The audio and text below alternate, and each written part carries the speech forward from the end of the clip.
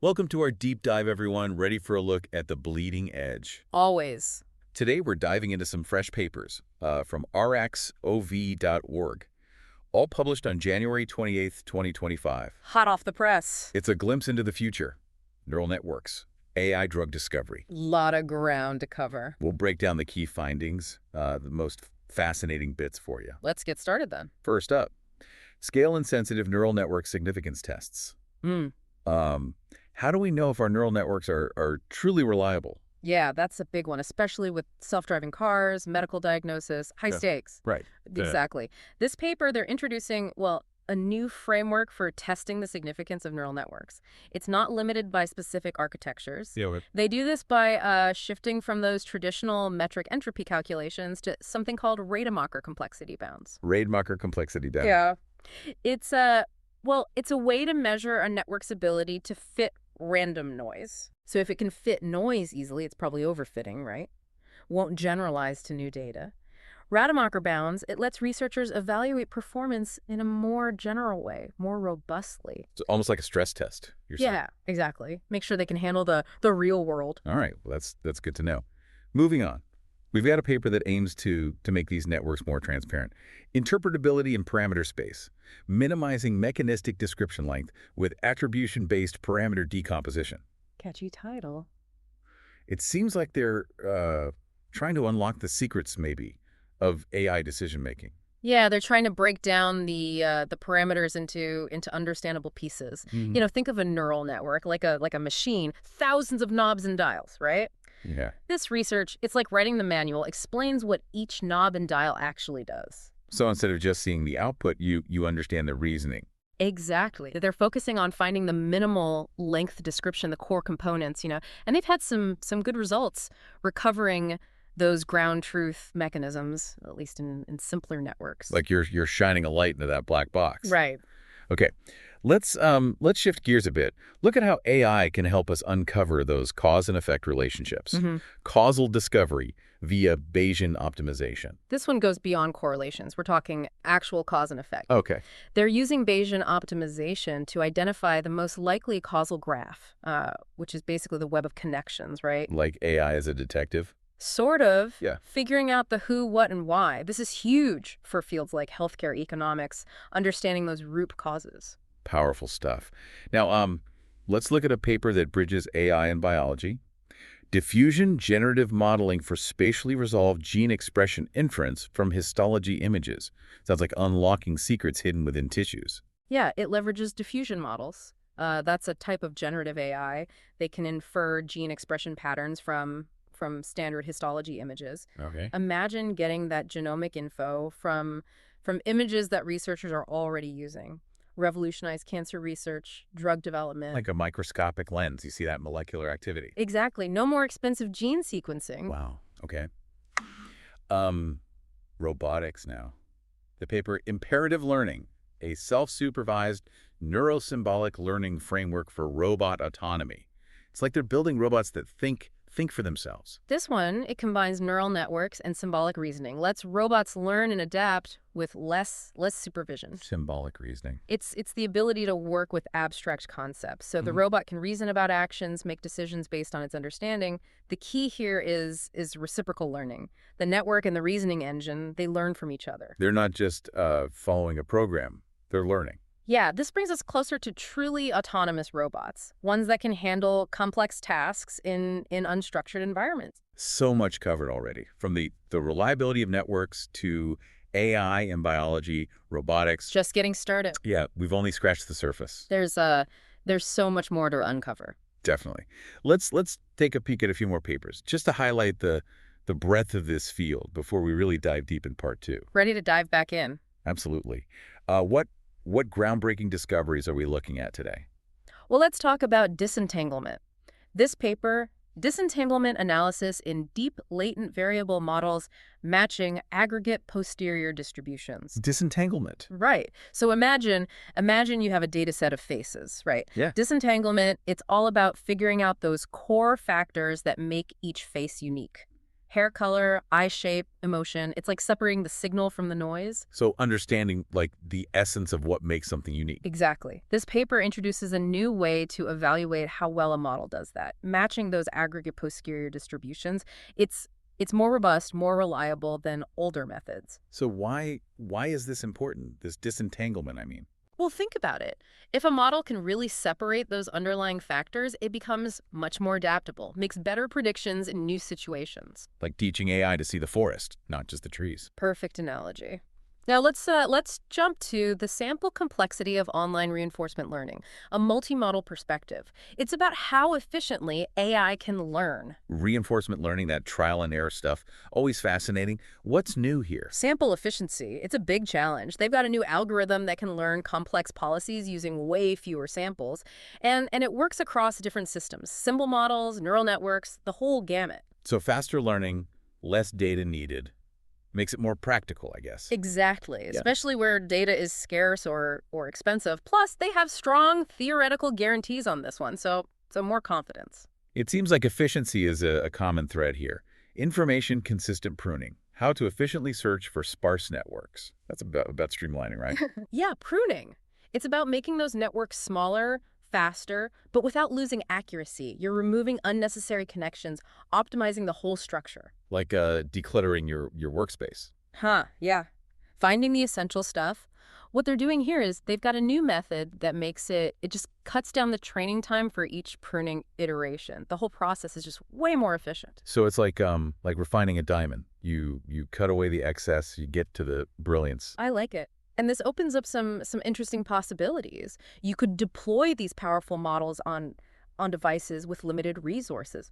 Smartphones, wearables. Imagine that. AI for everyone. All right, let's talk about targeted advertising. Yeah. Targeted advertising on social networks using online variational tensor regression, something we all see every day. Right. This paper, they're proposing a new way to estimate the activation probability, how likely one user is to influence another user's buying decisions on social media. The ripple effect of influence. Exactly. They use a tensor-based approach to do this. Tensors are great for handling complex data, multidimensional stuff. You can capture all those intricate relationships, users, products, campaigns, all in one mathematical object. So they're using tensors to kind of untangle the web of social interactions. And then they introduce this algorithm, Tensor UCB, designed to maximize the impact of campaigns by targeting those influential users. It's not just about ads, is it? It's about understanding how we influence each other, how decisions spread. Fascinating stuff. Let's switch gears again. Community detection for contextual LSBM, theoretical limitations of misclassification rate and efficient algorithms. This one's about networks and communities. Community detection, like mapping the social fabric of a network. Right. Think social networks or even biological networks. They want to find those groups of nodes that are more tightly connected than the rest of the network. Clusters of friends within a giant platform. Like finding constellations. Yeah. This research is looking at how accurate we can be in detecting those communities, especially when you're combining network info and individual node info. They've got a new algorithm that uses both for a more comprehensive analysis. So a more nuanced picture of those community structures. Okay, let's move on to selective generation for controllable language models. Those large language models are everywhere, but there are some concerns. Accuracy, safety. For sure, this research, it's all about making those models more controllable, preventing hallucinations, things like that, outputs that are just wrong or even unsafe. They've introduced two algorithms that focus on controlling that false discovery rate, more accurate text generation. So like safeguards to keep the models from going off the rails. Yeah, they use textual entailment, basically figuring out if one piece of text logically follows from another, like a built-in fact checker, making sure the output aligns with what you put in. Keeping those models grounded in reality. Right. This is important as we use these models in more and more applications, chatbots, content creation tools, all that. Now, let's get a little abstract. Geometry-aware generative autoencoders for warp-Riemannian metric learning and generative modeling on data manifolds. Don't let the title scare you. It's about building models that understand the geometry of data. Geometry, not like shapes and angles, right? Well, sort of. It's the structure of the data, how it's organized in high-dimensional space. They want to build models that can really grasp that structure. Understanding the blueprint of a complex system. Exactly. They introduce these geometry-aware generative autoencoders, GAGs. They learn a Warp-Riemannian metric, it's basically a new way to measure distance and similarity in that data space. GAGs. Okay. What can they do? They can generate new data points that fit with that underlying geometry, like learning the rules of a game and then coming up with creative new moves. So they're like artists learning the rules of perspective so they can create realistic paintings. There you go. And the applications, well, they're pretty broad. Generating images, videos, designing molecules with specific properties. It's exciting stuff. Well, we've covered a lot in this part. Ready for the final set of papers. Absolutely. There's more to uncover. Back again. Ready to wrap up our AI research deep dive. Absolutely. We've got computer vision, medical diagnosis, some really cool stuff left. Okay, let's see. Light 3R SFM. Pord's feed-forward structure from motion caught my eye. 3D reconstruction. That's always been a challenge, right? Yeah, big one in computer vision. You're trying to create a 3D model from just a bunch of 2D images. Different viewpoints, of course. Right. That's structure from motion. This paper uses a feed-forward neural network to do it. Makes the whole process faster, more efficient. Real-time applications are going to love this. It's like putting together a 3D puzzle, but with images instead of, physical pieces. What kind of real-time applications are we talking about? Augmented reality, for one. Robotics, self-driving cars. They all need those accurate 3D models of the world. This makes those AI systems more immersive, more responsive. Got it. Sticking with computer vision for a sec, analyzing and boosting the power of fine-grained visual recognition for multimodal large language models. That's a mouthful. It is. So fine-grained recognition, it's all about those subtle differences, like telling apart different bird species or specific car models. Tough stuff. This research is about how to improve that in those big language models. Okay, so taking object recognition to a whole other level. Why is that so hard for these models? Well, the traditional models, they focus on the bigger picture. This paper, they introduce FineDefX. It's a technique that adds those detailed attribute descriptions to the training process, makes the models pay more attention to the little things. Giving them a magnifying glass, basically. Yeah, and it really boosts the accuracy. AI systems that understand the nuances. Pretty cool. Okay, let's shift gears a bit to something, well, a little more concerning, maybe. Deepfakes. Generalizable deepfake detection via effective local global feature extraction. Deepfakes, yeah. Huge problem. Ethical issues, security risks. This paper's tackling that head on. Their method combines local and global features to spot those fakes. Local and global. So you're looking for tiny inconsistencies in things like eye blinks, mouth movements. Those are the local features, but also broader things like lighting discrepancies, background issues, global stuff. Checking the micro and the macro. Exactly, and it works better than other methods out there. A real weapon against deepfakes. Good to know. Okay, AI in medicine now. Leveraging video vision transformer for Alzheimer's disease diagnosis from 3D brain MRI. They call it Vitransheimer.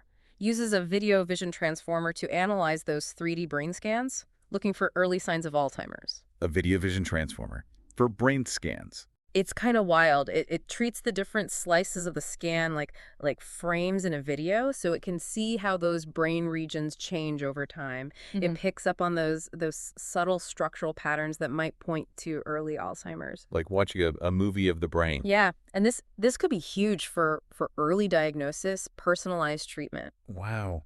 Well, that brings us to the end of our journey. An incredible look at the cutting edge of AI. We've seen breakthroughs in neural networks, robotics, computer vision, medicine. AI is everywhere, transforming everything. It's not science fiction anymore. It's here, it's now, changing industries, changing how we understand the world. We've seen the theory, we've seen the real-world applications, but as AI keeps advancing, we gotta think about those ethical questions, make sure it's developed and used responsibly. Yeah. Big questions for everyone to grapple with. Researchers, developers, policymakers, all of us. How will this shape our future? How do we navigate those ethical complexities? Lots to ponder. Definitely. Well, thanks for joining us on this deep dive. Until next time, keep exploring.